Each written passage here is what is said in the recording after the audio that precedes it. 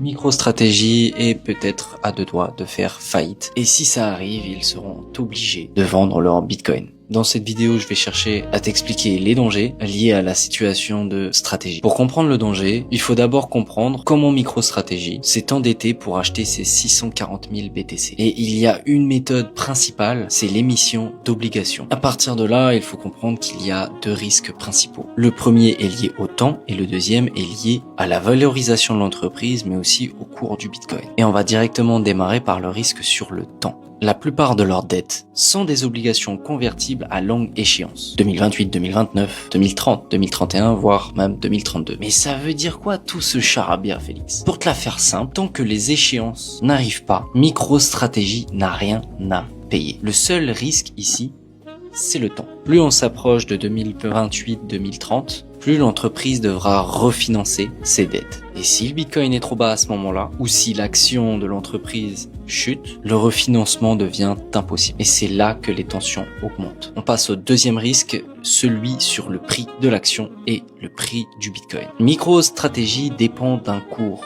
d'action élevé pour émettre des obligations et lever du capital. Donc si l'action chute trop, ils ne peuvent plus se refinancer. Et c'est là que les niveaux de prix deviennent critiques. Si l'action plonge ou que Bitcoin passe sous un certain seuil, et que de l'autre côté, l'une de leurs plus grosses échéances arrive, l'entreprise n'aura plus le choix. Elle devra vendre du Bitcoin pour survivre. Pour te donner un niveau de prix général, ça va devenir extrêmement tendu si Bitcoin retombe dans la zone des 60 à 70 000 $. Tout simplement parce que le coût de revient des Bitcoins de MicroStrategy est à 74 000 $. Si Bitcoin est dans ces environs lors des échéances de 2028 à 2030, ça ne sent vraiment pas bon. Mais il faut comprendre quelque chose d'important. C'est que même avant cette date, ou même avant ce niveau de prix, les tensions se font déjà ressentir. Puisque l'entreprise va chercher à diminuer son exposition petit à petit. Puisqu'au fond, Michael Saylor, le PDG de MicroStrategy, te dit quand il achète sur Twitter, mais il ne te dira jamais quand il vend. Abonne-toi si tout ça t'intéresse, lâche un like et check le lien dans ma bio, tu auras accès à mon canal Telegram où je te donne ma vision sur le paysage financier mondial.